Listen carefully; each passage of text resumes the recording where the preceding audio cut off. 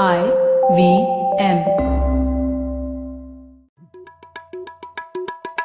भाई हम हिंदुस्तानियों को बतियाना बड़ा पसंद है। बंगाली में अड्डा, उड़िया में खोट्टी, कन्नड़ा में हरटे और हिंदी में पुलियाबाजी। इस कला के लिए हमारी हर भाषा में एक शब्द है। तो प्रणय और मैं तो अक्सर मिलकर पुलियाबाजी करते ही रहते हैं। हमने सोचा कि आपको भी इसमें शामिल कर लिया जाए। तो आइए प्रणय और सौरभ के साथ करते हैं पुलियाबाजी। इस एपिसोड के शुरू होने से पहले हमारे लिसनर्स के लिए एक अनाउंसमेंट। इस एपिसोड में हमारी एक गेस्ट सीधे ग्रामीण बुंदेलखंड से जुड़ रही है। वहाँ इंटरनेट कनेक्टिविटी कमजोर होने की वजह से ऑडियो क्वालिटी कुछ हिस्सों में खराब मिलेगी। इसके लिए मैं माफी मांगना चाहूंगा आपसे। हेलो सौरभ, कैसे हैं आप? बस बढ़िया प्रणय, तुम बताओ। सौरभ, पता नहीं आपने ये वायर में एक सीरीज आता है आर्टिकल्स का जिसे खबर लहरिया टीम लिखती है, आपने पढ़ा है कभी वो? हाँ, बहुत दिलचस्प लेख रहते हैं प्रणय, मतलब जो कि यूजुअल जर्नलिज्म में दिखने को नहीं मिलते हैं कि रूरल इंडिया वगैरह की जो इनसाइट्स उन लेखों में है वो बाकी कहीं पर है ही नहीं। हाँ, तो इसीलिए इस बार हम लोगों को बहुत खुशी हो रही है कि पुलियाबाजी में हम खबर लहरिया टीम के ही 2 मेंबर्स को लेकर आए हैं। और हमारे साथ आज के एपिसोड में है दिशा, जो कि एमडी है खबर लहरिया में, और कविता, जो कि डिजिटल हेड है खबर लहरिया में। तो बहुत बहुत स्वागत है आप दोनों का। और हम आपसे जानना चाहेंगे कि खबर लहरिया की कहानी क्या है और खबर लहरिया जो कहानियां बताती है उनके पीछे क्या कहानियां है।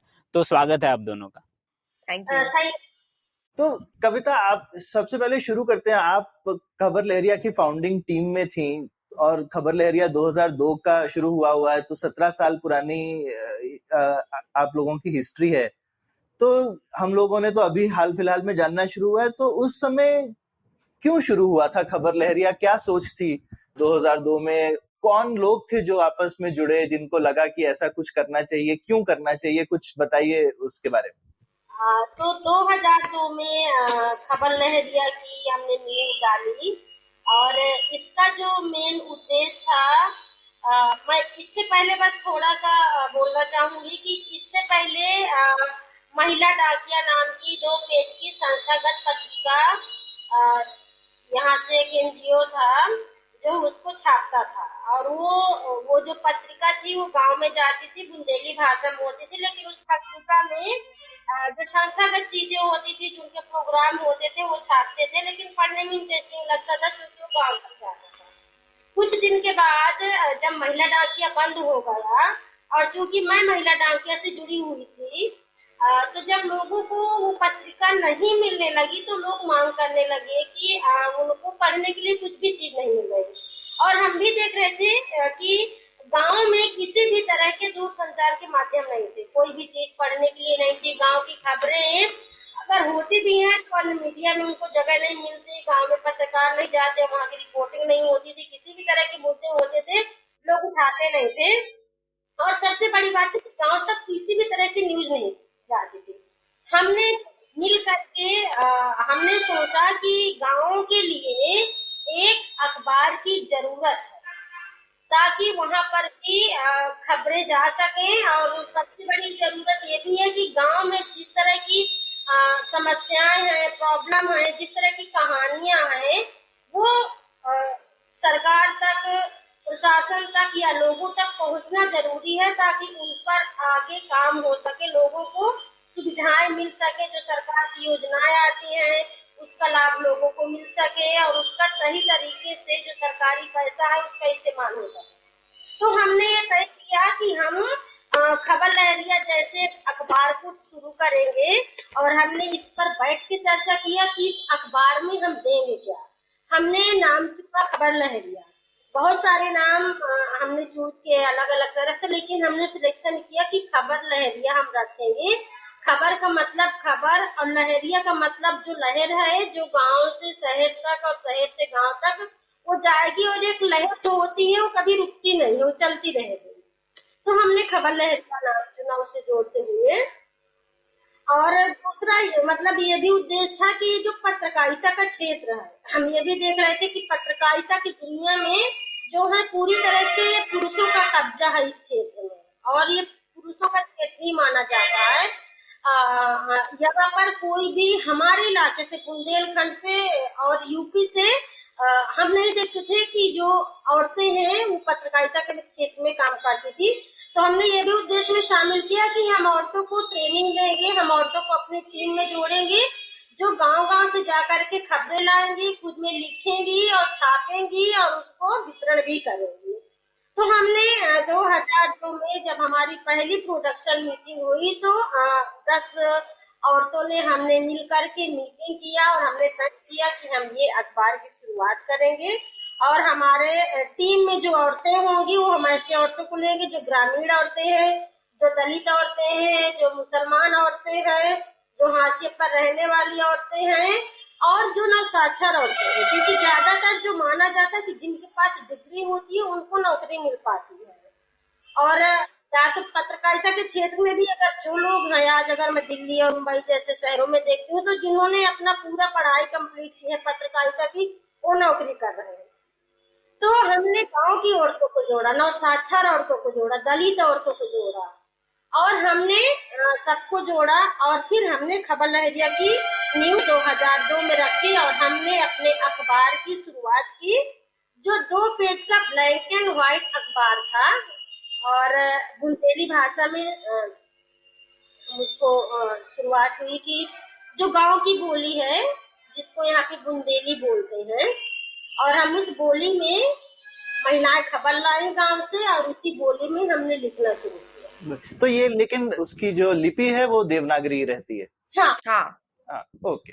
और जब आप बोलते हैं कि 2 शीट की अखबार जैसे थी तो कैसे साइक्लो स्टाइल थी? शुरू उस जमाने में साइक्लो स्टाइलिंग भी होती थी, अब तो शायद फोटोकॉपी सिर्फ रह गया है, पर आप साइक्लो स्टाइल करते थे, फोटोकॉपी करते थे या फिर आपके पास एक्चुअल प्रेस थी, प्रिंटिंग प्रेस टाइप की कुछ? नहीं, हमारे पास न तब प्रेस था ना अभी, मतलब उस तरह का जब तक हमारा प्रिंट चला तो प्रेस नहीं था, क्योंकि हमारे पास उतने ज्यादा संसाधन नहीं था, उतना ज्यादा पैसा नहीं था, अपनी खुद की जमीन नहीं थी कि हम इस तरह की चीजें जुगाड़ सकते हैं।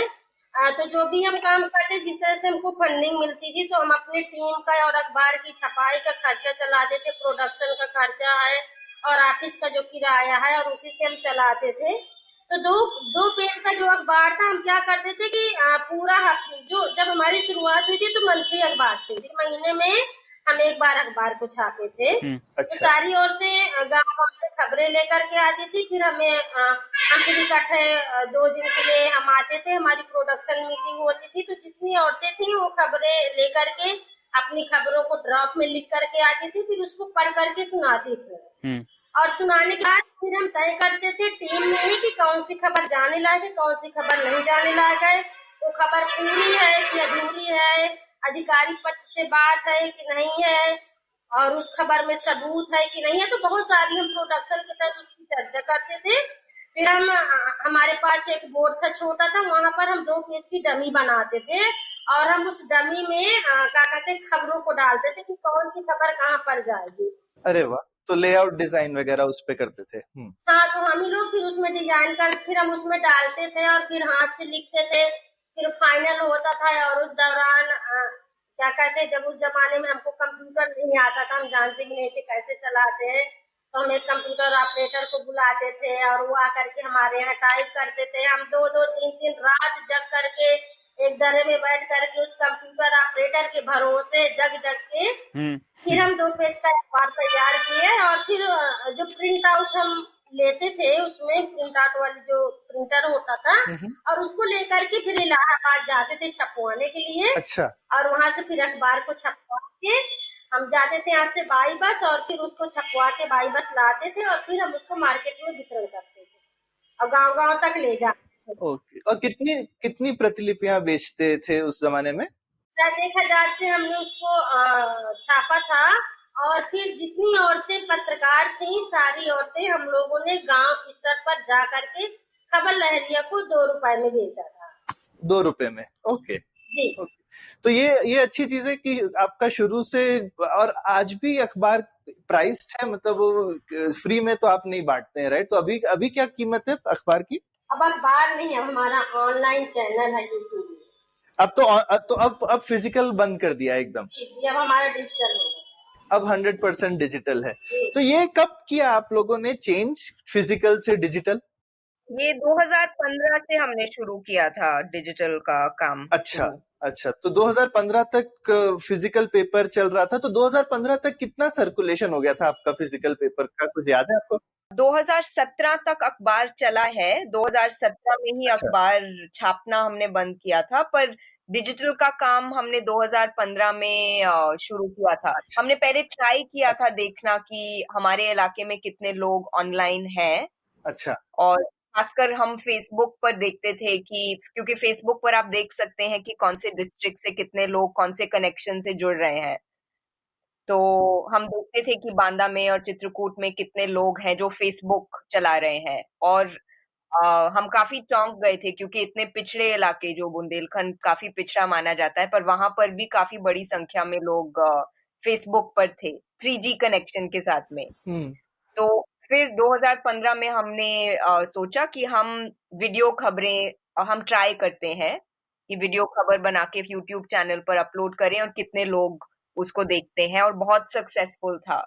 2017 के जनवरी में ही हमने 2 ऐसे स्टोरीज की है ना कविता। एक जो व्यक्ति झोला छाप डॉक्टर के उससे उसकी टांग को काट दिया था और वो व्यक्ति मर गया था, वो एक स्टोरी थी। और एक स्टोरी बांदा के ही एक गांव के लड़के की थी जिसने एक हेलीकॉप्टर बनाया था मोटरसाइकिल के इंजन के साथ में, अच्छा और उस हेलीकॉप्टर को पुलिस ने पकड़ के उस लड़के को जेल में डाल दिया था। ओह तो ये 2 वीडियो बिल्कुल वायरल हो गई और इससे हमारा ऑडियंस बहुत तेजी से बढ़ा। तो फिर 1 साल तक तो हम वीडियो खबरें ट्राई कर रहे थे, धीरे धीरे फिर हम वीडियो फर्स्ट हो गए।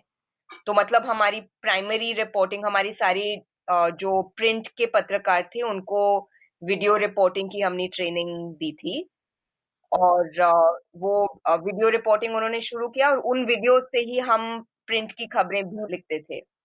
अच्छा और फिर क्योंकि इतना ऑडियंस बढ़ गया, फिर लास्ट ईयर हमने अखबार बंद कर दिया और हम सिर्फ वीडियो फर्स्ट डिजिटल चैनल ही हैं अब। राइट। और अभी मैं देख रहा हूँ ज्यादातर आपके जो स्टोरीज हैं वो वीडियो ओनली हैं, मतलब वायर वगैरह में हमने देखा कुछ टेक्स्ट वाले भी आते हैं, पर अब टेक्स्ट बहुत कम है। तो अब ऑलमोस्ट 90% प्लस वीडियो है या 100% वीडियो हो गए? हमारी प्राइमरी रिपोर्टिंग 100% वीडियो है। अच्छा और दिशा, आपने ये नहीं बताया आप कैसे जुड़ी खबर लहरिया से, और आपको क्यों इंटरेस्ट आया, क्योंकि आप शायद दिल्ली में हैं। आप एक इंटरेस्ट कैसे आया आपको इस बारे में? एक्चुअली चांस की बात थी, आई थिंक दोनों के हम्म रास्ते पर हम्म आने थे तो आ गए। मैं पत्रकार थी और मैं पब्लिशिंग में काम करती थी, हम्म और मैं एक्चुअली एक किताब पर काम कर रही थी, और उस जिस पत्रिका से मतलब जिस पत्रिका के साथ मैं काम कर रही थी वो लंबे लंबे इंटरव्यूज करते थे अलग अलग क्षेत्र के लोगों के साथ में। और एक हम्म इंटरव्यू था जो निरंतर के अ, संस्थापक और कुछ लोगों के साथ में था, और निरंतर खबर लहरिया के की पेरेंट ऑर्गेनाइजेशन है, निरंतर नाम की संस्था ने खबर लहरिया को शुरू किया था। अच्छा। तो उनके साथ में मैंने इंटरव्यू पढ़ा था और मुझे निरंतर का काम काफी इंटरेस्टिंग लगा। तो मैंने उनको ईमेल लिखी थी कि मैं आके मिल सकती हूँ। और हम्म जब मैंने मतलब एक तरह का इंटरव्यू ही था, तो उस टाइम ही मुझे खबर लहरिया के बारे में पता चला कि निरंतर का एक प्रोजेक्ट है जो एक ग्रामीण अखबार है, हम्म और मेरी क्षमताएं और उनकी जो जरूरत थी वो मिल गई। तो मैंने खबर लहरिया में मतलब खबर लहरिया में काम करने के लिए निरंतर को ज्वाइन किया। हम्म तो हम्म मेरे कई जो रुचि है और पैशंस हैं वो एक साथ खबर लहरिया में आई थिंक मैंने डाले हैं। ट्रैवल करने का जो पैशन था और लिखने का जो पैशन था, और अलग अलग इलाकों से लोगों के साथ मिलकर के काम करने का जो एक इंटरेस्ट था। तो कविता, आपने बताया जैसे शुरू में आप लोगों ने एकदम जिसको आपने जैसे आपने डिस्क्राइब किया, दलित और हाशिए पे एकदम जो औरतें थी उनको आगे लाई और पत्रकारिता में जोड़ा आपने खबर लहरिया में। तो थोड़ा वो एक्सपीरियंस बताइए, मतलब गांव में उस समाज से आने वाली औरतों के लिए आसान तो नहीं रहा होगा कि खबरें इकट्ठी करना बाहर जा करके, फिर अपने गांव से आकर के आप लोगों की मीटिंग एक जगह पर अटेंड करना, अपनी खबरें सबमिट करना, ये कैसे ये लोग उन्होंने मैनेज किया? क्या चुनौतियां आई आपकी शुरू में टीम के सामने, कुछ बताइए ना। चुनौतियां बहुत हैं और 17 साल का जो सफर रहा है इतना आसान नहीं था और हमने इसको आसान बनाया है। और ऐसा नहीं कि कोई भी काम आसान नहीं है करने के लिए। तो जब हम महिलाओं को जो जब हम ढूंढ रहे थे कि हम नवसाक्षर महिला, क्योंकि मैं इसलिए बोल रही हूँ कि नवसाक्षर महिलाओं को हमने जोड़ा था क्योंकि हमारे बुंदेलखंड में पढ़ी लिखी ज्यादा औरतें थी नहीं, मतलब उस टाइम पे अगर बहुत ढूंढने से मिलती थी तो कक्षा 5वीं तक या 8वीं तक। इससे आगे मैं कहती हूँ 100 में या तो 1% औरत रही होगी जिसने इंटर किया होगा। जब हम गांव में जा रहे थे और हम उनसे मिल रहे थे, काम के बारे में बता रहे थे, तो कई औरतें ऐसी थी जिन्होंने अपना नाम लिखना जानती थी या थोड़ा बहुत पढ़ लेती थी या तो हमने क्या किया कि हमने कहा कि थोड़ा बहुत जानती हैं, चलो लेते हैं देखते हैं क्या होगा। तो जब हमने ऐसी औरतों को निकाला गांव से और जब हमने उनका इंटरव्यू किया और इंटरव्यू के तहत जो हमारा प्रोसेस था कि हम उनसे कुछ पूछते थे गांव के बारे में, गांव की समस्या के बारे में और कुछ चीजें हम लिखवाते थे। तो लिख तो नहीं पाते थे लेकिन जब वो गांव के बारे में शेयरिंग करते थे, मुद्दों के बारे में जब हम उनसे बात करते थे तो उनके अंदर जानकारी बहुत अच्छी थी गांव के बारे में, गांव के मुद्दों के बारे में, गांव की समस्याओं के बारे में। तो हमें ये लग रहा था कि हर चीज पढ़ाई ही जरूरी नहीं है। जो व्यक्ति उस चीज को समझ पा रही है, जो महिला अच्छे से मुद्दों को प्रस्तुत कर पा रही है। और जब हम इंटरव्यू में उनको लिया और जब हमने ट्रेनिंग की उनकी, और ट्रेनिंग में जब हम कई चीजों की गतिविधियां कराते थे उनके पत्रकारिता ट्रेनिंग के दौरान, तो बहुत अच्छे से चर्चा होती थी। तो हमें लगा कि सबसे मजेदार चीज, सबसे बढ़िया बात तो ये है कि ये इन औरतों के पास इतना दिमाग है, इतनी बुद्धि है कि ये तो बहुत कुछ कर सकते हैं। हमने उनको जोड़ लिया और जब ट्रेनिंग दिया हम उनको, हमारी ट्रेनिंग होती थी पहले, हमेशा की ट्रेनिंग करते थे और उसमें हम सब कुछ पत्रकारिता की जो हमारी बेसिक चीजें हुआ करती थी वो हम उनको बताते थे कि क्या क्या चीजें करना है, खबर क्या होती है, खबर के स्रोत क्या होते हैं, खबर में कौन कौन सी चीजें जरूरी है, पांच का क्या होते हैं। तो हम हर चीजें, जो मतलब एक पेड़ होता है तो उसकी जड़ से लेकर के पेलौटी तक, मतलब जो फूंगी होती है जहाँ पर आखिरी पत्ती होती है, उसमें एक पेड़ को तैयार करने के लिए तो हम उनको सब चीज बताते थे। तो हमने देखा कि उन औरतों में इतना चीज है, जानकारी है, उतनी क्षमता है और हमने उनको जोड़ा। तो जब हम औरतों को जोड़ तो लिया, इंटरव्यू कर लिया, जब हम उनको फील्ड में काम के लिए उतारे तो क्योंकि जिस तरह की एरिया में हमने काम शुरू किया था, चित्रकूट एकदम से बिहार इलाका है, जंगली इलाका है और यहाँ पर बड़े बड़े पहाड़ है, जंगल है। यहाँ पे बड़े बड़े गैंग ने, जो डाकू है, उन्होंने राज किया है और यहाँ पे जो जातिवादी सबसे ज्यादा चल रहा है, पितृ सत्तात्मक समाज है यहाँ पर। जब औरतें जाती थी और अब आप ये समझिए कि अपने गांव की बहू, अपने घर की बहू, और वो भी दलित वर्ग से है, और वो अगर गांव में जाकर के रिपोर्टिंग करती है, किसी ब्राह्मण परिवार के ऊपर सवाल उठाती है या कोई अगर उच्च जाति का प्रधान है उसके ऊपर करप्शन की खबर करती है, तो कितनी चुनौतियां नहीं झेला होगा। जब इस तरह की खबर महिलाएं करके लाती थी तो हमको बहुत धमकियां मिली, कई हमने विकास कर मुद्दों का भंडाफोड़ किया, उसमें हमको बहुत धमकियां मिली, हमको जान से मारने की धमकी मिली, हमको गालियां मिली, हमारे अखबार बंद कराने की धमकी मिली।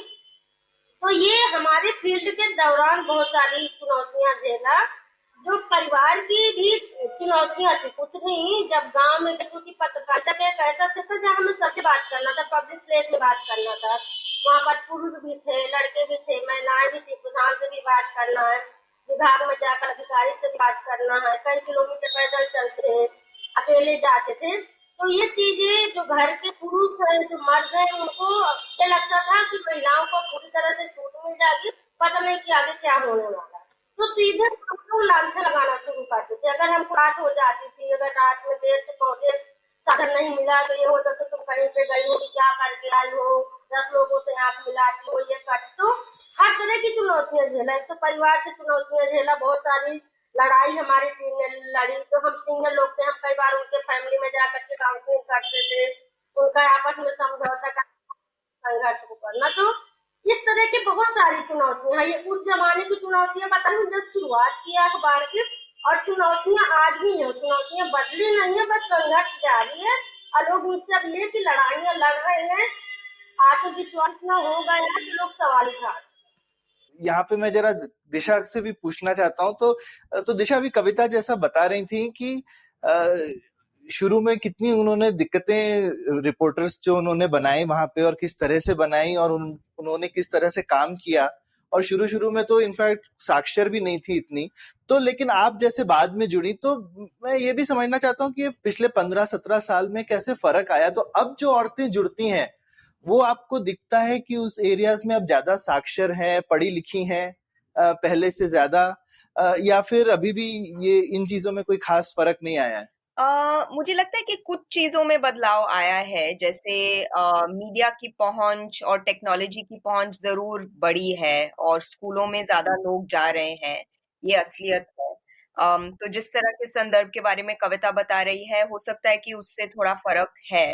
काफी हद तक पिछले 10 सालों में जिस तरह से हमने जिस तरह की रिक्रूटमेंट खबर लहरिया करते हैं गांव गांव में जाकर के, या वर्ड ऑफ माउथ, मतलब लोगों द्वारा बताना कि ये अखबार है, ये संस्था है और हम महिलाओं को चाहते हैं इस काम में जोड़ना, ये और कोई नहीं कर रहा है। तो जब खबर लहरिया इंटरव्यूज करते हैं तो ऐसे महिलाएं और लड़कियां जरूर आती हैं जिन्होंने इतनी पढ़ाई नहीं की है अभी भी। तो हम अपने इंटरव्यू और रिक्रूटमेंट प्रोसेस में ट्राई करते हैं कि सिर्फ उनकी स्कूली शिक्षा और उनके सर्टिफिकेट को नहीं देखते हैं। हम उनके साथ में बातचीत करके पता करते हैं कि जो जश्न या जो कॉन्फिडेंस या जो मोबिलिटी एक पत्रकार में होना चाहिए, क्या वो उनमें है, और क्या वो अपने घर और गांव और शहर से बाहर निकल करके अलग अलग लोगों से बात करने में वो सक्षम होंगे, कॉन्फिडेंट होंगे। तो हम देखते हैं, हम परखते हैं इंटरव्यू में, और एक छोटा सा टेस्ट करते हैं। ये भी है कि क्योंकि अब डिजिटल हम हो गए हैं, तो थोड़ा सा हम ये भी परखने की कोशिश करते हैं कि डिजिटल माध्यम में वो कितने कंफर्ट महसूस करते हैं। और कभी कभी ऐसा होता है कि ऐसे महिलाएं होंगी जिनकी साक्षरता बहुत कम है, पर अगर हम उनको मोबाइल फोन देकर के बोलेंगे कि आप एसएमएस करके हमको दिखाइए, तो वो करते हैं और बहुत जल्दी से वो टेक्नोलॉजी को पकड़ते हैं। तो मुझे लगता है कि हमारे परखने के तरीके भी थोड़े थोड़े बदले हैं, और क्योंकि मीडिया और टेक्नोलॉजी का एक्सपोजर काफी बदला है, संदर्भ बदला है, वो लैंडस्केप बदली है, तो लोग भी अलग एक्सपोजर के साथ में आते हैं। पर बहुत चीजें हैं जो उस संदर्भ में बदली नहीं है। लेकिन और मोबिलिटी पहले से आसान हो गई है क्या? मतलब जैसे आना जाना एक जगह से दूसरी जगह, या अभी भी काफी सीमित है कि आई मीन पहले शायद जैसे लोग एक जगह से दूसरी जगह आते होंगे, पर अभी तो खबरें जो हैं वो व्हाट्सएप के थ्रू या फिर एसएमएस के थ्रू लोग आपस में अब शेयर कर लेते होंगे, या आप लोग कॉन्फ्रेंस कॉल्स कर लेते होंगे। तो उस सेंस में टेक्नोलॉजी ने आपका प्रोसेस भी आसान बना दिया है पहले से, या प्रोसेस आपने ऑलमोस्ट सेम ही रखा है जहाँ पे आप सब लोग मिलते ही हैं रेगुलरली सब अपने रिपोर्टर से? नहीं, बहुत बदल गया है, और कविता और डिस्क्राइब कर सकती है। तो अब जैसे वो पहले बता रही थी ना कि हम अपने प्रोडक्शन मीटिंग्स को ऐसे करते थे कि पूरी टीम जो है एक जगह में इकट्ठी होती थी, और हमारे हर डिस्ट्रिक्ट में ऑफिस होता था जहां पर प्रोडक्शन मीटिंग होती थी। और कविता 2-3 दिन का बोल रही है, मुझे पता है कि 5-5 दिन हम एक साथ रह करके एक अखबार को प्रोड्यूस करते थे। अच्छा। तो वो प्रक्रियाएं सालों में काफी बदली हैं। मतलब ऐसा रहा है कि अखबार का जो साइज है वो बढ़ता गया, और खबरें हम डालते गए, और प्रोडक्शन ज्यादा एफिशिएंट होता गया। तो 5 दिन से 4 दिन से 3 दिन वो शॉर्ट होता गया। पूरी टीम ने डीटीपी और कंप्यूटर और मोबाइल फोन का इस्तेमाल करना शुरू किया पिछले 5 सालों में। अब पूरी टीम ही काफी savvy है इन तरह के माध्यमों से। पर ये है कि डिजिटल होने का जो अब 3 साल से हम डिजिटल हुए हैं, तो हाँ, हमारे टीम में संप्रेषण बहुत ज्यादा बदल गया है। अब तो 90% या उससे ज्यादा हम संप्रेषण व्हाट्सएप से ही करते हैं, और ईमेल से भी इतना नहीं, पर व्हाट्सएप ही ज्यादातर यूज करते हैं। हर रिपोर्टर का एक ग्रुप है जिसमें वो अपने खबरों को पिच भी करती है और फिर अपने वीडियो खबरों को भेजती भी है, और संपादक से उनका संप्रेषण इस तरह से रहता है। और आप लोग अपने रिपोर्टर्स को पे पर स्टोरी करते हैं कि वो मंथली सैलरी पर रिक्रूटेड है? मंथली सैलरी पर है। ओके। और कुछ बता सकती हैं आप, आई मीन अगर कॉन्फिडेंशियल नहीं है तो, कि औसतन किस तरीके की सैलरीज मिलती हैं एक वुमेन रिपोर्टर को? 10,000 रुपए से शुरू होती हैं और फिर जैसे जैसे उनका एक्सपीरियंस और अच्छा, वो होता है वो बढ़ती रहती हैं। और आप लोगों का रेवेन्यू जो है, मतलब यूजुअली जितने भी डिजिटल, आजकल ज्यादातर डिजिटल ही हैं, पर आई मीन 3 ही सोर्स है रेवेन्यू के किसी भी पब्लिकेशन के लिए, या तो सब्सक्रिप्शंस हैं, थोड़े डोनेशंस आते हैं लोगों को, और एडवर्टाइजमेंट्स आते हैं। तो इन तीनों में आप लोगों का कैसा मिक्स है, सब्सक्रिप्शन, डोनेशन और एडवर्टाइजमेंट्स के बीच में? हाँ, यही 3-4 माध्यम है। एक इम्पोर्टेंट हमारा रेवेन्यू सोर्स ये है कि हम अपने खबरों को सिंडिकेट करते हैं अंग्रेजी प्लेटफॉर्म। तो जैसे आप लोगों ने कहा कि वायर में आपने पढ़ा है, तो 3-4 ऐसे रेगुलर सिंडिकेशन पार्टनर्स हैं जिनके साथ हमारे थोड़े लंबे समय तक पार्टनरशिप्स हैं और वो हमारे कंटेंट लेते हैं। तो वो एक इम्पोर्टेंट जरिया है आमदनी के। तो और हमारी भी कोशिश रहती है कि स्टोरीज की क्वालिटी और स्टोरीज की रेलेवेंस को हम इस तरह से बनाएं कि प्राइमरी जो हमारा प्राथमिक ऑडियंस है वो तो हमारा ग्रामीण और यूपी का और एमपी का ऑडियंस ही रहेगा और उनके लिए हम वीडियो स्टोरीज बनाते हैं, पर ये भी कि वो स्टोरीज फिर पूरे राज्य में या पूरे देश में या इवन अंतरराष्ट्रीय प्लेटफॉर्म्स पर लोग पढ़ करके इस इलाके के बारे में जाने और इस इलाके के बारे में एक बहुत खास आवाज, मतलब पत्रकारिता की खास आवाज में वो खबरें सुने या जाने। तो ये हमारे लिए मतलब रणनीति के तौर पर भी एक इम्पोर्टेंट मूव रहा है कि हमारी स्टोरीज अब ट्रैवल करती हैं हमारे इलाके से बाहर। तो ये इसी विषय पर डिस्कशन जारी रखेंगे, लेकिन एक छोटा सा ब्रेक लेते हैं इस जगह पर। Hey, this is Shridaditya. And I'm Amit Doshi. And we host Shunya One. It's a really fun podcast where we talk to some of the best entrepreneurs in the country. Yes, talking about everything from their startup challenges to what they're building and all the future of technologies right here. So catch us on the IVM Podcast website, app, or wherever you listen to your podcast from.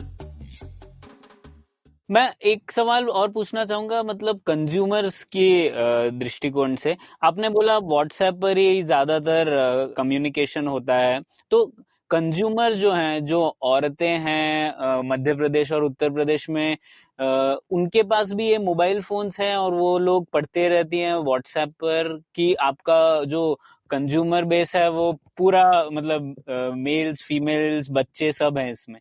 अब क्योंकि digital platforms पर है तो data काफी आसानी से मिलता है, तो हम देखते हैं तो 80-90% तो पुरुष ही हैं जो हमारे वीडियोस को यूट्यूब पर देख रहे हैं या वेबसाइट पर आ रहे हैं। पर ये भी प्रतिशत हमारे जो प्रिंट अखबार के ऑडियंस से काफी फर्क है, क्योंकि जब प्रिंट अखबार होता था तो ऑलमोस्ट 100% आदमी ही उसको पढ़ते थे। अच्छा। औरतों का अखबार को लेना, 2 रुपए देकर के लेना, वो थोड़ा मुश्किल होता था और हम इतना टाइम उनके साथ लग करके मार्केटिंग भी जब करते थे तो बहुत कम रीडरशिप औरतों की होती थी। तो उससे ज्यादा तो क्योंकि अब लड़कियों के हाथ में फोन होता है, इवन अगर वो अपने फोन को नहीं इस्तेमाल करते हैं, पर घर में जो फोन होता है उसको लेकर के वो व्हाट्सएप और फेसबुक चलाते हैं। तो हमको लगता है कि अगर इवन 15 से 20% लड़कियां और महिलाएं न्यूज देख रही हैं तो वो हमारे लिए काफी महत्वपूर्ण ऑडियंस है। पर कविता और बता सकती है कि बुंदेलखंड में जो सोशल मीडिया का एक्सेस है वो किस तरह का है। तो कविता, आपसे अगला सवाल मेरे को एक और भी पूछना था, तो ये भी एक पूछते हैं। तो एक तो ये बताइए, जैसा अभी दिशा हमको बता रही थी कि आपका रीडरशिप कैसा है, कि कितनी औरतों के पास में फेसबुक अकाउंट्स, फोन वगैरह रहता है, उस पर थोड़ा अच्छा रहेगा कि आप बताएं। और दूसरी ये चीज मैं जानना चाहता था, आपने शुरू जैसे बुंदेली भाषा से किया था, तो अभी कितनी भाषाओं में है खबर लहरिया, और अब कितने डिस्ट्रिक्ट्स में आप लोग हैं उत्तर प्रदेश और मध्य प्रदेश के? आपका कवरेज कैसा है और आपका स्ट्रेटेजी कैसा रहता है कवरेज करने का, बढ़ाने का अपना?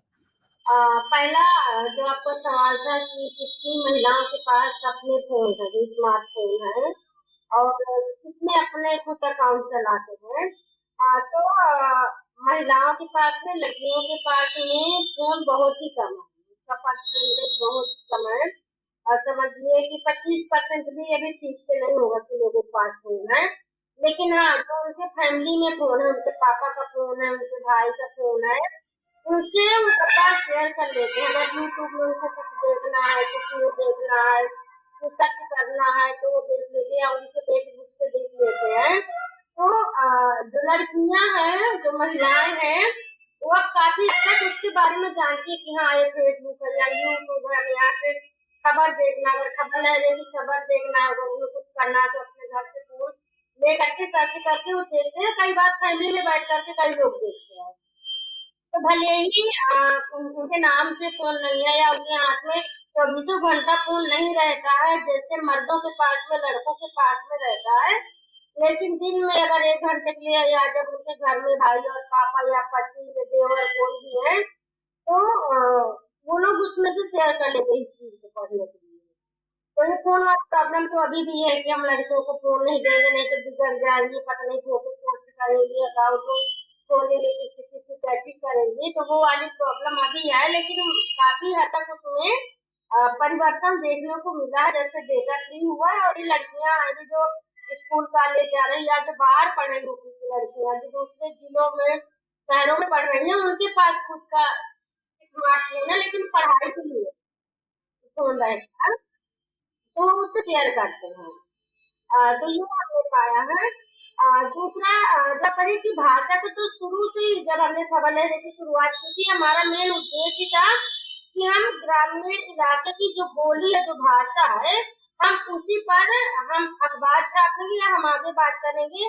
और इसका ये भी उद्देश्य है कि जब हम उनकी भाषा में काम करते हैं, छापते हैं, और लोग खुद में जब अपनी भाषा को सुनते हैं तो अच्छे से उसको समझ पाते हैं। जब हम प्रिंट छापते थे तो हमारा जो प्रिंट का जो लिखावट थे, जो अक्षर थे, वो बहुत ही सरल भाषा में थे। कम से कम मतलब हम कठिन शब्द को यूज ही नहीं करते थे। बुंदेली भाषा में भी अगर कठिन शब्द होते थे तो नहीं यूज करते थे, और जो लोग बोलते थे उन्हीं की बोली में को निकालते थे। तो जिन जिन जिलों में हम जाते गए, जैसे बांदा, चित्रकूट में या महोबा में बुंदेली बोली जाती है, झांसी में बुंदेली बोली जाती है, लेकिन हर जिले की बुंदेली में लिखने में और बोलने में काफी फर्क है, शब्दों का फर्क, उसके अर्थ का फर्क है। तो हम जैसे बोलते थे वही भाषा लिखते थे उस दौरान में। और आज भी है, जो लोग गांव में जिस भी भाषा में बात कर रहे हैं, इंग्लिश को छोड़ करके, क्योंकि इंग्लिश वैसे भी नहीं लोग बोलते हैं, तो अगर लोग बुंदेली में बोल रहे हैं तो हम बुंदेली में उनका हम वीडियो शूट कर रहे हैं। अगर लोग हिंदी में बोल रहे हैं तो हम हिंदी में वीडियो शूट कर रहे हैं। अगर लोग भोजपुरी में बोल रहे हैं तो भोजपुरी में हम शूट कर रहे हैं। अवधि है, जैसे हमारा फैजाबाद का जिला, वहाँ पर लोग टोटल अवधि बोलते हैं, तो अवधि में आपको सारे वीडियो में भी मिलेगी, उनकी भाषा में वीडियो मिलेगी। अगर आप बनारस जाएंगे, बनारस में हमारा पूरा जो हमारा बनारस में वीडियो है, वहाँ पर आपको भोजपुरी मिलेगा। चित्रकूट, बांदा, महोबा में, और अगर एमपी के जिलों में जो जैसे पटना है, छतरपुर, रीवा, सतना, मलहन, यहाँ पर है तो बुंदेली ही, लेकिन सबकी लैंग्वेज बदल जाती है। तो कहावत है यहाँ पर, कोस में पानी, दो कोस में पानी का फर्क मिलता है, उसी तरह से बोली का। तो हम स्थानीय बोली का सम्मान पहले किए हैं, और लोग बहुत लगाव है, अपनापन है, और लोग बोलते हैं और सुनना पसंद है। तो आप भोजपुरी अब जैसे आपने ऐड कर लिया है, तो आपको बिहार में से रिसेप्शन नहीं, क्योंकि भोजपुरी तो ईस्टर्न यूपी प्लस बिहार में बहुत बड़ा समूह है जो भोजपुरी भाषा बोलता है। तो उस पे आपको अभी आपका, आप यूपी और मध्य प्रदेश के अलावा आपका ऑडियंस बिहार में भी बढ़ रहा है, या इतना आपका अभी ऑडियंस लिमिटेड है जहां से आपने शुरू ही किया था? एक्चुअली ऑडियंस के बारे में मैं कहना चाह रही थी कि काफी इंटरेस्टिंग है, क्योंकि काफी हद तक मतलब हो सकता है कि 60-70% लोकल ऑडियंस है यूपी और एमपी के, पर काफी बड़ा हिस्सा अलग शहरों का है, जहां पर मुझे लगता है कि भोजपुरी और बुंदेली बोलने वाले लोग पलायन करके जाते हैं। तो दिल्ली में, सूरत में, और काफी बड़ा हिस्सा है जो मिडिल ईस्ट में, तो कतर में और सऊदी अरेबिया। क्योंकि उत्तर प्रदेश से सबसे ज्यादा लोग जाते हैं भारत में से, वो मिडिल ईस्ट में है ना, हाँ तो वहां पर बिल्कुल। होंगे ही लोग। तो काफी माइग्रेंट हमारे ऑडियंस है, जो हमको काफी एक्साइटिंग लगता है, क्योंकि इस तरह की लोकल खबरें सुनने का और कोई माध्यम नहीं है ना, और डिजिटल माध्यम ने अब वो पॉसिबल कर दिया है कि आप अपने गांव और अपने भाषा में खबरें सुन सकते हैं इतने दूर से। दिशा, ये बहुत दिलचस्प है क्योंकि पुलियाबाजी के अभी हमने देखा है काफी बड़ा ऑडियंस है जो मिडिल ईस्ट, कनाडा और यूएस से सुनता है हिंदी के बारे में। हाँ तो उसी तरह से बुंदेली का भी आपने जैसे बोला, न्यूज अपटेक बाहर से भी बहुत होता है। पहले मुझे बहुत इंटरेस्टिंग लगता था कि कनाडा और यूएस और यूके के बहुत ऑडियंस है, पर अब धीरे धीरे पिछले 1-2 साल में पता चल रहा है कि वो पलायन या माइग्रेंट कम्युनिटी है जो सुन रही है। तो दिशा, एक थोड़ी ये चीज भी बताइए कि आपका सक्सेस का क्या पैरामीटर रहता है? आपके वीडियोस जो है, आपको कब लगता है कि हाँ इतने व्यूज हो गए तो ये सक्सेसफुल वीडियो था? तो किस टाइप के नंबर्स आप लोग ट्रैक करते हैं? आई थिंक कि पिछले 1-1.5 साल से, जब से डेटा का कॉस्ट बहुत कम हो गया है, बहुत अचानक से हमने ये नोटिस किया है कि यूट्यूब के व्यूज बहुत तेजी से बढ़े हैं। तो जैसे मैं 2 वीडियोस का उदाहरण दे रही थी ना, जो शुरुआत में जो 2016 में हमने बनाए थे, एक झोला छाप डॉक्टर का और एक नारद का जिसने हेलीकॉप्टर हेलीकॉप्टर बनाया बनाया था। था। तो वो वीडियोस मतलब उस टाइम अच्छे चले थे, पर हमको 2017 में जो यूपी का चुनाव हुआ था ना, विधानसभा का, अराउंड उस टाइम डेटा के प्राइसेस बहुत लो हो गए थे, तो हमने नोटिस करना शुरू किया कि बहुत वीडियो व्यूज हमको मिल रहे हैं। और तो आई थिंक कि उस टाइम तक फेसबुक के फॉलोअर्स और फेसबुक पर जो एंगेजमेंट रहा है, वो हमारा काफी इम्पोर्टेंट मेट्रिक रहा था कि कितने लोग जुड़ रहे हैं और हमारे कंटेंट कितना पॉपुलर हो रहा है। पर 2017 से ज्यादातर हम यूट्यूब के वीडियो व्यूज को देखते हैं, और ऐसा होता है कि एक महीने में कम से कम 1-2 वीडियोस ऐसे होंगे जो 20,000 30,000 व्यूज पार कर देंगे। पर 2-3 महीने में ऐसे जरूर एक वीडियो होगा जो 1 मिलियन पार करेगा, और फिर उस वीडियो के बल पर बाकी सारे वीडियोस के व्यूज भी बढ़ते हैं। वाह। और आपका तो सब्सक्रिप्शन बेस ही मैंने देखा है यूट्यूब पे, कोई 2.5 लाख से ज्यादा सब्सक्राइबर्स ही हैं आपके। हाँ हाँ। तो अच्छा बड़ा नंबर है, मेरे ख्याल से धीरे धीरे 1 मिलियन पहुंच जाएगा वो। तो बढ़ ही रहा है मेरे ख्याल से। तो ये तो मतलब अच्छा, आपका व्यूअरशिप वगैरह तो काफी जबरदस्त है। तो लेकिन अब डिस्कशन को थोड़ा जरा दूसरी तरफ लेके जाते हैं। मतलब खबर लहरिया तो जो कर रहा है वो अपने आप में ही खबर है मेरे हिसाब से।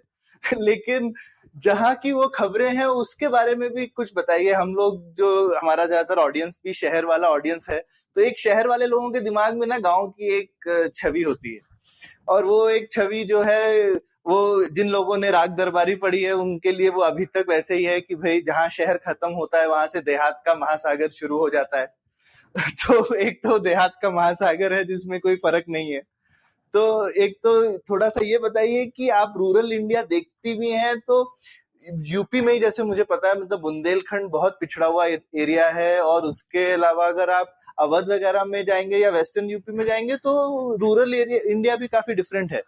तो कैसा आप लोगों को लगता है कि आपका जो मार्केट सेगमेंटेशन जब आप ही लोग देखते हैं, तो कैसा फर्क है गांव गांव में? और उसके अलावा पिछले 15 सालों में आपने कैसा फर्क देखा है उन जगहों पे? दोनों चीजों के बारे में कुछ बताइए। हाँ, मुझे लगता है कि जिस तरह से डिजिटल इंडिया की बात हो रही है, भारत को हम डिजिटल इंडिया में बदल दे रहे हैं और उसमें गाँवों को भी बात कर रहे हैं। मैं देख रही हूँ कि किस तरह से परिवर्तन छोटे कस्बों में और गांव में हो रहा है। तो जो मैं परिवर्तन देख रही हूँ, वहाँ पर जो सिनेमा घर थे हमारे बांदा, चित्रकूट, महोबा, झांसी, बुंदेलखंड में जहाँ जहाँ पर हम काम करे, एक जमाना था जब वहाँ पर सिनेमा हॉल हुआ करता था, और अगर कोई मूवी लगती थी तो गांव से बच्चे, महिलाएं, पुरुष, हम सब लोग जाते थे, मतलब पिक्चर देखने के लिए, मनोरंजन करते थे। अच्छा लगता था कि एक दिन का अगर कोई अच्छी मूवी है तो चलो देख आके एंजॉय हो जाता। जिस तरह का परिवर्तन हो रहा है कि आज उस टॉकीज को बंद करके वहाँ पे मॉल खुल गए हैं, वहाँ पे कपड़े बिक रहे हैं, वहाँ पे ऑनलाइन शॉपिंग हो रही है, जिस तरह से इंटरनेट की दुनिया आ गई है, जिस तरह से सोशल मीडिया चल रही है, वो परिवर्तन मैं देख रही हूँ कि किस तरह से वायरल खबरें चल रही हैं। जो डिजिटल दुनिया की जो बदलती हुई भारत की बात हो रही है, तो जो मैं परिवर्तन देख रही हूँ वो है अफवाहों का परिवर्तन। ठीक है, जो डिजिटलीकरण जो हो रहा है, जिसमें मानव जीवन में अच्छा प्रभाव नहीं है, उसका बुरा प्रभाव बहुत सारा है। तो कई सारी चीजें हैं जो विलुप्त होती जा रही हैं, चाहे वो अपने यहाँ की कल्चर की चीजें हो, चाहे मनोरंजन की चीजें रही हो जो पहले थी। अब उसका माध्यम बदल गया है, वो बात अपनी जगह है। लेकिन गांवों की स्थिति अभी भी ज्यों की त्यों है, गांव में परिवर्तन नहीं है। मॉल खुल गया सिटी में, वो एक तरह का परिवर्तन, जब आप सिटी में घूमोगे आपको दिख जाएगा। बांदा में दिल्ली जैसे का पिज्जा मिलने लगा है, वो एक परिवर्तन आ गया है।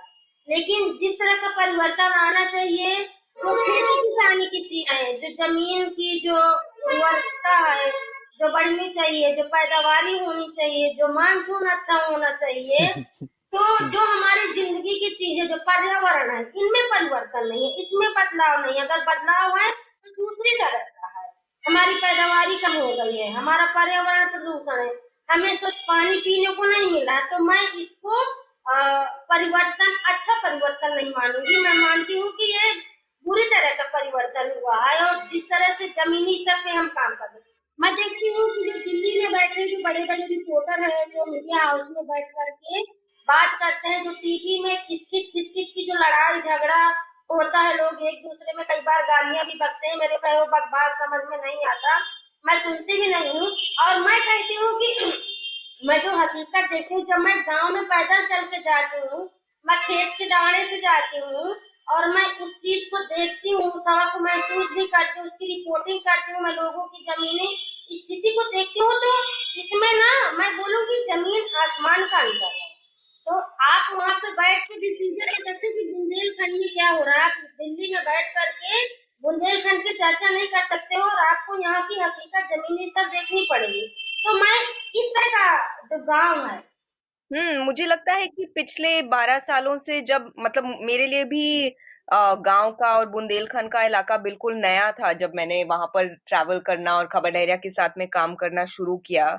और मुझे लगता है कि उस टाइम भी, जब पहली बारी मैं ट्रेन से सफर करके बांदा और चित्रकूट गई थी, तब भी मुझे लगा कि जिस तरह का बदलाव हमको शहरों में दिखाई देता है, और बहुत ज्यादा ज्यादा बदलाव पिछले 20 सालों में हुआ है इंडिया में, बुंदेलखंड में जाकर के लगता है कि मतलब समय बिल्कुल रुक गया है। उस तरह के गांव और इलाके हैं जहां पर मुझे लगता है कि पिछले 50 साल से कोई बदलाव नहीं हुआ होगा।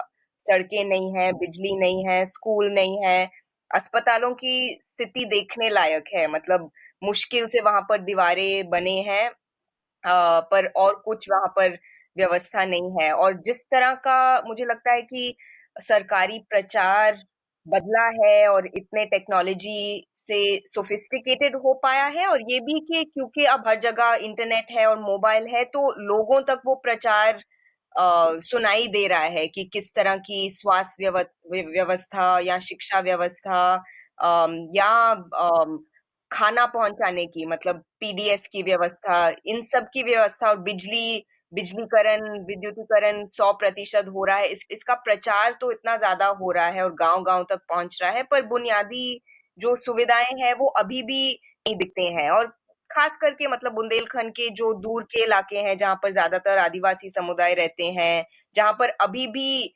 डाकुओं का रवैया रहता है, और पकड़ इतनी ज्यादा रहती है सरकारी व्यवस्थाओं पर और गांव के लोगों के ऊपर भी, वहां पर तो ऐसे लगता है कि बिल्कुल चीजें बदली नहीं है। पर जैसे कविता कह रही है कि आप थोड़ा थोड़ा बाहर आएंगे, इवन बड़े डिस्ट्रिक्ट हेडक्वार्टर में नहीं, पर अगर ब्लॉक में, तहसील में, या छोटे छोटे कस्बों को देखेंगे, तो वहां तो आपको दिखेगा कि जिस तरह से अंतर्राष्ट्रीय स्तर पर बदलाव हो रहे हैं, इंटरनेट की पहुंच, इंटरनेट के दाम, मोबाइल फोन, इलेक्ट्रॉनिक्स जैसे पहुंच रहे हैं, और सिर्फ वो चीजें नहीं, पर इवन जो हमारे कंज्यूमर गुड्स हैं, साबा आपने बताया कि जैसे गरीबी अब में फंसे गांव-गांव में हुए हैं। सबको पता है कि बाकी जगह क्या चल रहा है, प्रचार भी बहुत ज्यादा है और सिचुएशन में उतना फर्क नहीं है, तो हम एक जैसे एक हमेशा एक एनालिसिस करते हैं कि बेसिकली लोगों की अपेक्षा और हकीकत में जब फर्क बढ़ जाता है तो गुस्सा बढ़ जाता है।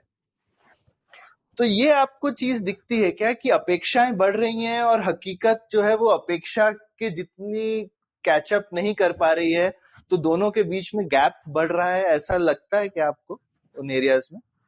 मुझे ज़रूर लगता है कि वो गैप अब लोगों को दिखाई देता है, और उसके वजह से काफ़ी गुस्सा अम, मतलब समझ में आता है। मुझे लगता है कि पिछले साल से जो हम रिपोर्टिंग कर रहे हैं, हमको लगता है, क्योंकि एक टाइम था 2015-16 में, जब इवन ये जो नए माध्यम है, टेक्नोलॉजी के माध्यम और व्हाट्सएप पर ज़्यादा गुस्सा या ज़्यादा विपक्षी खबरें वगैरह सुनने में नहीं आती थी, और खास करके 2017 तक जब यूपी का चुनाव हुआ था, तो ज्यादा हमको उस तरह का गुस्सा या उस तरह की खबरें सुनने में नहीं आती थी।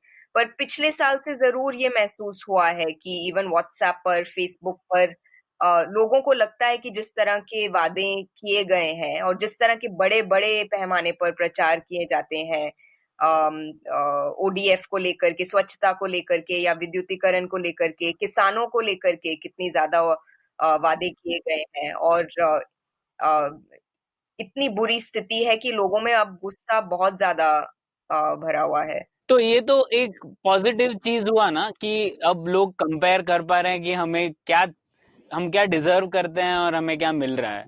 पहले शायद वो मापदंड भी नहीं था लोगों के पास। हाँ, हो सकता है। ठीक। तो ये क्या कहते हैं, ये तो आपकी बात सुन के मतलब हाँ, मतलब जैसा कविता ने भी बताया, थोड़ी अफवाहें वगैरह जो फैल रही हैं उनसे तो थोड़ा डरने वाली बात है। तो अफवाहों के बारे में थोड़ा सा और बताइए कि खबर लहरिया क्या रोल प्ले करना चाहता है, या ये बस आप देख रहे हैं तो आप एक ट्रस्टेड सोर्स बनना चाह रहे हैं उस एरिया के, कि अगर अफवाह आए तो आप खबर लहरिया चेक करो कि असली खबर क्या थी, या फिर लोग जो हैं, लोगों को कोई फर्क नहीं पड़ता, अगर व्हाट्सएप पे कुछ दिखा तो सभी कुछ सच है? हाँ, मुझे लगता है ये पूरा अफवाह और फेक न्यूज वाला मुद्दा बहुत इंटरेस्टिंग है। मतलब इस लोकेशन से जहां पर खबर लहरिया है, जहां पर हम बहुत लोकल संदर्भ से जुड़ के काम करते हैं, और जहां पर ये अफवाहें या जहां पर ये फेक न्यूज सर्कुलेट होता है, उसको बहुत करीबी से हम देखते हैं। 2-3 साल पहले जब हम डिजिटल हुए थे, तो हमने एक बहुत छोटा सर्वे किया था देखने के लिए कि कितने हद तक लोग डिजिटल खबरें पढ़ रहे हैं और कौन से माध्यम को विश्वास कर रहे हैं या नहीं कर रहे हैं। और लोगों ने कहा कि वो ज्यादातर अपने खबरें फेसबुक और व्हाट्सएप पर देखते हैं, पर इस पर बिल्कुल विश्वास नहीं करते हैं, क्योंकि सिर्फ अफवाहें होती हैं, और विश्वसनीय खबरें सिर्फ अखबार में और टीवी चैनलों पर होते हैं। अम, तो मतलब इन थियोरी लोग ये कह रहे हैं कि आप विश्वास नहीं कर सकते हो, पर जिस स्पीड से चीजें चलती हैं इन व्हाट्सएप ग्रुप्स पर, और पहले होता था 2-3 साल पहले कि व्हाट्सएप ग्रुप्स, जो न्यूज ग्रुप्स हैं जिस पर हम काफी एक्टिव हैं और जिस पर ज्यादातर न्यूज डिस्ट्रीब्यूशन होता है ग्रामीण इलाकों में, वहां पर कुछ कुछ चर्चाएं होती थी, जैसे कोई न्यूज पोस्ट होती थी तो उस पर सवाल जवाब होता था।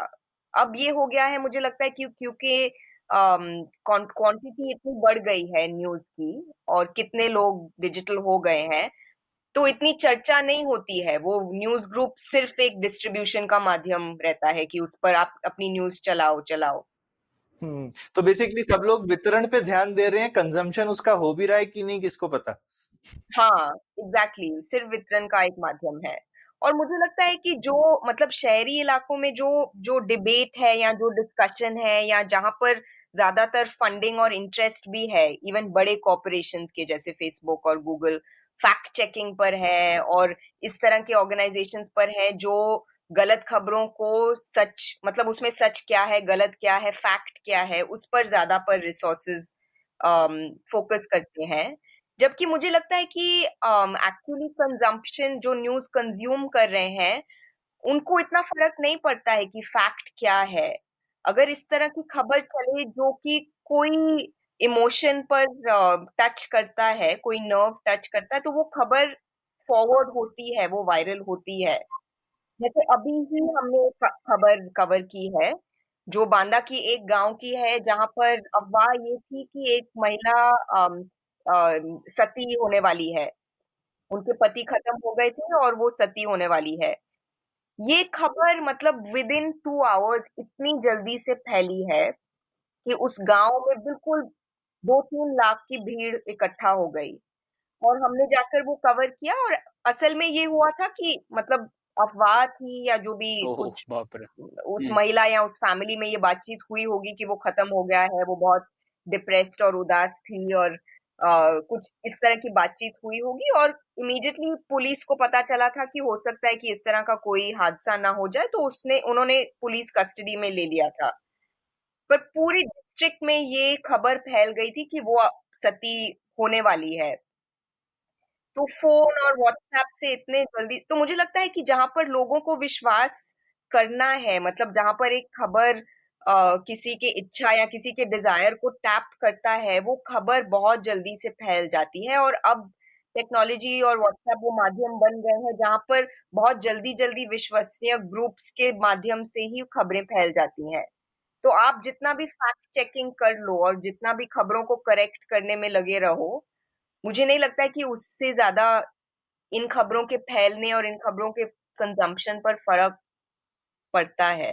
पर हाँ, ये जरूर है जो आपने एक सवाल पूछा था कि हमारा रोल क्या है। हम बहुत कम इस तरह की लोकल न्यूज ऑर्गेनाइजेशंस हैं जो एक्चुअली गांव या किसी दूर के इलाके में जाके कवरेज करते हैं। ज्यादातर न्यूज इस तरह से बनती है कि किसी इन्फॉर्मर को कुछ खबर का पता चला है और वो डिस्ट्रिक्ट में एक स्ट्रिंगर को बताएंगे कि ये हुआ है, और एक विजुअल और एक 10 सेकंड का क्लिप भेजेंगे जो सारे चैनलों पर चलाया जाएगा।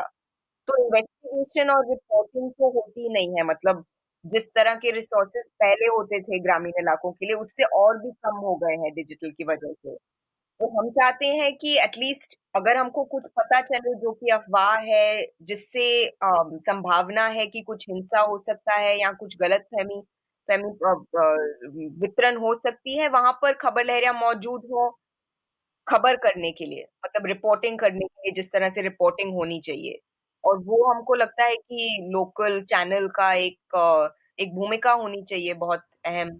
हाँ, तो आखिरी आमीन, आपने पहले एक माइग्रेशन के बारे में बताया था दिशा और कविता, जैसे आपको इस अभी मिडिल ईस्ट वगैरह से भी आता है, तो थोड़ा बताइए और इसके बाद शायद रैप करेंगे कि माइग्रेशन का खासकर आपको गांव में क्या स्थिति में फर्क दिखता है, उसका क्या इम्पैक्ट आया, उससे क्या माइग्रेशन पहले से बढ़ गया है, अभी कम हो गया है, और माइग्रेशन से लोकल सोसाइटी में कितना फर्क है? तो जो पिछले 1-2 साल में ही अगर हम बताएं, तो माइग्रेशन का रेट बहुत ज्यादा बढ़ा है। मतलब सही आंकड़े निकालना बहुत मुश्किल होता है, पर आई थिंक पिछले साल ही हमने देखा था कि सिर्फ बुंदेलखंड से कुछ 5 लाख या उससे ज्यादा लोग ने पलायन किया था। तो मतलब ये भी एक चीज है जो बदली नहीं है बुंदेलखंड में, कि वहां पर रोजगार के मौके बहुत कम है। मतलब कोई इंडस्ट्रियलाइजेशन इस इलाके में नहीं हुआ है, कोई फैक्ट्रियां नहीं है, तो काम के जरिए बहुत बहुत कम होते जा रहे हैं। और ये भी है कि पढ़ाई तो लोग कर रहे हैं, इवन कॉलेज जा रहे हैं, पर उसके बाद में वो क्या करें। खेती की स्थिति इतनी बुरी है कि लोग चाहते हैं कि उनके बच्चे खेती में ना आए और बाहर जाएं, पर वो क्या करें। तो बहुत लोग गुजरात जाते हैं, हमने देखा है, कपड़ों के फैक्ट्रियों में जाते हैं, और बहुत ज्यादा लोग अभी भी पंजाब, आगरा और दिल्ली कंस्ट्रक्शन निर्माण कार्य के लिए पलायन करते हैं, और काफी ज्यादा मात्रा में लोग बाहर भी जाते हैं। हमारे इलाके में ज्यादातर लोग पंजाब और दिल्ली और गुजरात जाते हैं। तो मतलब काफी सीरियस असर इसका पड़ता है, क्योंकि वो उनके परिवारों पर, ऊंट भट्टी में तो होता है कि पूरे पूरे परिवार, तो पूरे गांव खाली हो जाते हैं। अभी ही एक्चुअली हम काफी रिसर्च भी कर रहे हैं इस मुद्दे पर, तो कई परिवारों के साथ में इंटरव्यूज कर रहे हैं कि उनका पूरा जो चक्र है आने जाने का, और क्या असर पड़ा है उनके फैमिलीज पर ये तो बहुत ही पर दिलचस्प कर रहे हैं। बहुत बहुत शुक्रिया दिशा। और मैं अपने लिसनर से भी कहना चाहूंगा कि ये स्टोरीज फॉलो करें और अपने कमेंट्स बताएं उन्हें क्या लगता है। तो दिशा और कविता बहुत बहुत शुक्रिया हमारे साथ जुड़ने के लिए। Thank you. Thank you. Thank you. तो उम्मीद है आपको मजा आया। पुलियाबाजी में शामिल होने के लिए हमसे मिले puliyabazi@gmail.com या फिर @puliyabazi ट्विटर पर। फिर मिलेंगे अगली Puliyabaazi. Hey everybody, we have a brand new podcast series by Bloomberg Quint called BQ Conversations, which covers a range of topics like business strategies, latest trends in technology such as cybersecurity and artificial intelligence, and also personal finance.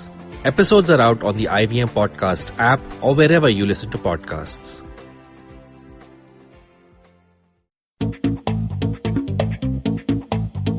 Advertising is dead. Yep, you heard me right. Advertising is dead. We're all in the content business now. Let's not call it news, TV, radio, etc., etc. It's all content, and we're in the middle of this weirdly exciting phase where all the borders and lines that have been drawn over decades has been swept away by this lovely thing called the internet. We're a show where we don't dwell on just the stuff that is now, but rather the wider stuff about advertising, media, content, and the whole goddamn circus surrounding it. Tune in every Tuesday for our weekly unboxing of the mystery box we used to call advertising. I'm Varun Dugirala, co-founder and content chief at The Glitch, and this is my new podcast, Advertising is Dead.